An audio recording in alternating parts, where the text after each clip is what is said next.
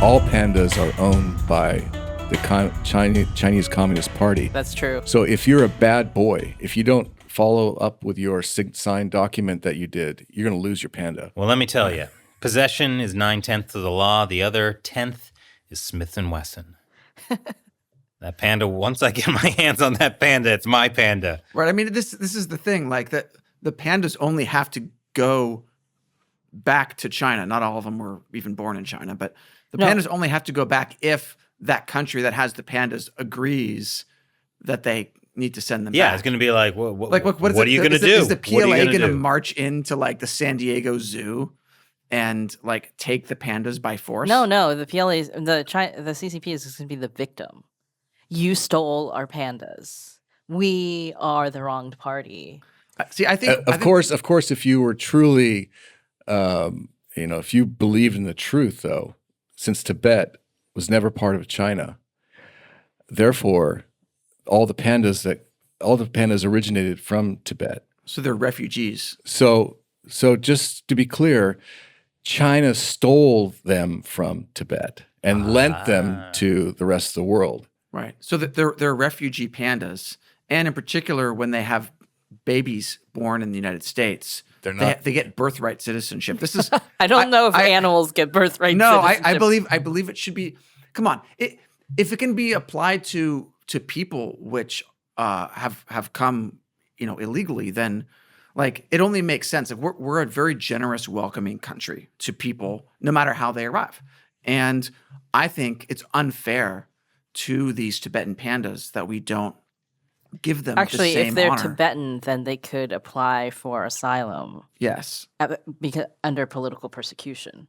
Right. Okay. So perfect. So we need to write an asylum law for the pandas of the world. Right. Well, I actually think when the CCP engages in gray zone warfare, the U.S. needs to have various levels of reciprocal response, right? And this is all just trolling. International politics is just trolling other countries. It is, and I want one of those levels of reciprocity. Like if whatever that red line is, like if the PRC sends Coast Guard, to such and such area, whatever, then we keep the pandas. I don't know if that's reciprocity. Isn't reciprocity like if the CCP kicks out some journalists, we kick out some. Yeah, I mean it doesn't have to be equal. Okay. It can be.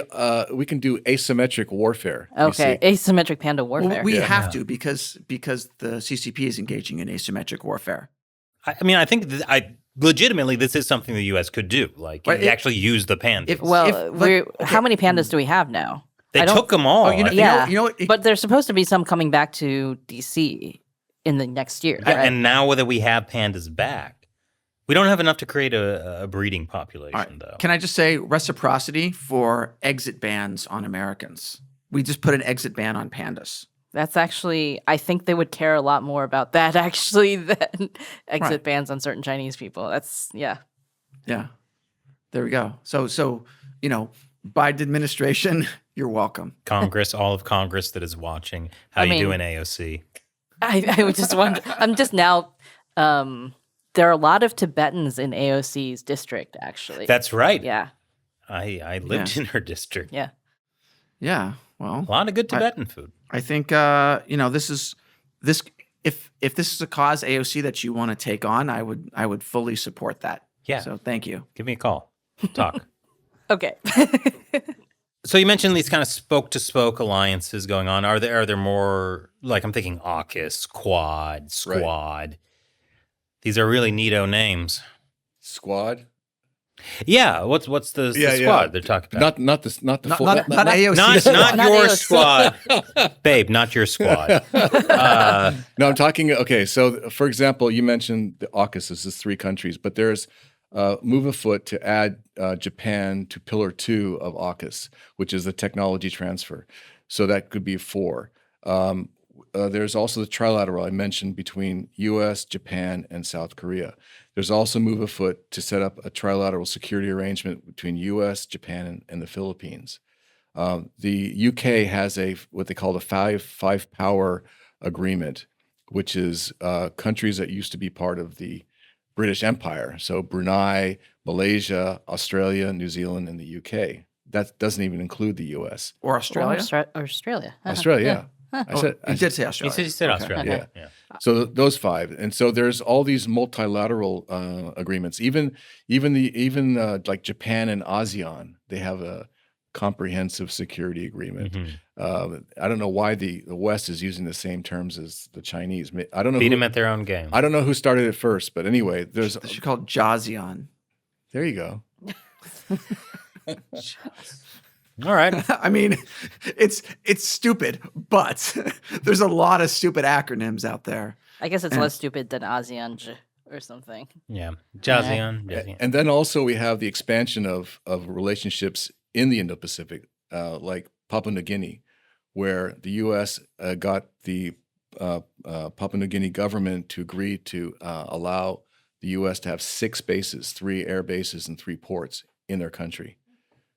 So, I mean, it sounds like despite all the countries signing these insane agreements with China, plenty of other countries realize the threat of Xi Jinping's new era and are trying to do something. I mean, a lot of these countries that realize the threat are the ones that are directly first threatened by. Yeah, I guess like the new Sierra era, Leone. right? For Sierra Leone, it's like it's all eh. gain. Like we get trade with China. We kind of need Angola, stuff. but South Korea is like, we're a little close. Yeah, they to the point where they might do something with Japan. That's pretty amazing, actually. Yeah. Might I suggest that maybe instead of pronouncing it the new era, pronounce it as the new error. The new error. Oh, burn Xi Jinping. Xi Jinping, I know you're watching. We're going to call it the new error from now on. Mao was the old error. Xi Jinping is the new error. So he's making all these errors. And I believe that he is. And people are reacting to these errors, and they're building these alliances. Right. Well, basically what the CCP is doing is building essentially the second world, right? And to oppose the first world, which is, I'm going back to kind of the mid 20th century. Explain this to me in a flat Earth context, so that I don't like these different worlds. There's 3 worlds on the flat Earth. Okay. Right. So the first world is like the Western or liberal democracy alliances.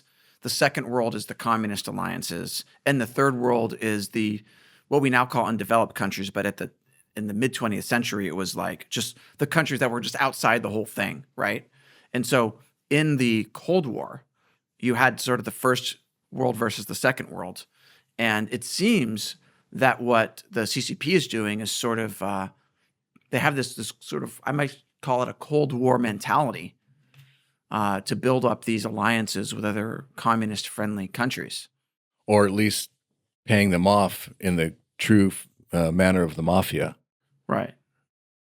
Interesting. It's amazing how much money plays a part in communist China's strategies. I mean, money that we gave, though. The money that we give, it's our money. Well, I mean, that's the way communists handle money. They take money from other people, right? They take other people's stuff, and then they redistribute it to whoever the communist leadership says deserves to have the most of redistribution. Right. So whether it's top communist officials or whether it's, sunshine, rainbow, strategic, cooperative partners, that's like they're just redistributing other people's money to achieve those ends. So it sounds like a story from Robin Hood or something like that, right? Where the rich king has all this money and he's paying off all his people, and then we need a Robin Hood to steal that money. I'm pretty sure the CCP thinks they're the Robin Hood in this story. That's right. Well, it's only because the good king is away fighting in the Crusades, the just war. Uh-huh. Well, I was actually going to ask, before we get too off topic, about all these different alliances, right? Like the different I have to interject real quick. Because of Disney propaganda, when we were talking about Robin Hood, I only imagine a fox. I only imagine Robin Hood men in tights. I was thinking of the Kevin Costner version. Wow, we each had a different mental image of Robin Hood. And what about you? Which version of Robin Hood were you thinking? I was thinking of the question that Shelby was asking me. Ah, How dare you very. try to keep us on topic? I feel bad about myself now. Go ahead with your question, Okay, Shelley. so you don't feel bad about yourself when you kept talking about riding a panda. I, because of Disney propaganda, was thinking of the scene in Mulan where the dragon disguises itself as a soldier riding a panda to like pretend. I don't to- remember that. He was pretending to give Li Shang like an order to like go to the front Mm-hmm. so that Mulan could go actually get some fighting in, and then like, but he comes in like a suit and like a armor on a panda, like he's riding a panda. Wow. And then like the soldiers are looking at it and he's like, what's the matter? Haven't you ever seen a black and white before? Like it's like obviously official soldiers in China ride pandas.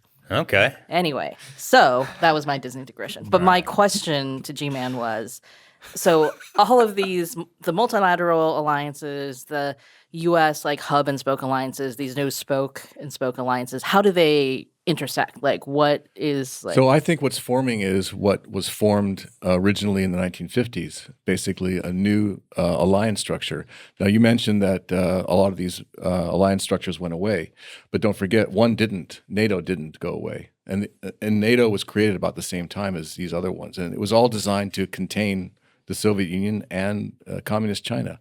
So what I'm seeing is it actually a new form of alliances, security alliances, with the sort of the contemporary issues being considered. Taiwan was part of NATO. Now it can't be, at least for now. But to me, the National Defense Authorization Act is allowing Taiwan to get slowly more and more involved with the military, with the U.S. military.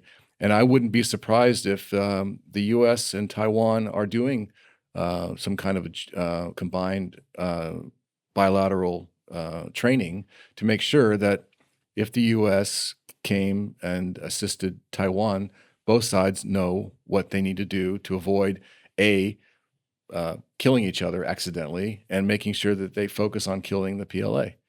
So I think we're moving in a good direction. Your question earlier was, are we going fast enough? We can only know that if China doesn't attack Taiwan. If they do attack Taiwan, then obviously it wasn't fast enough. So I can't predict what Xi Jinping is going to do, but I do know that every day he doesn't do something is another day that we've won.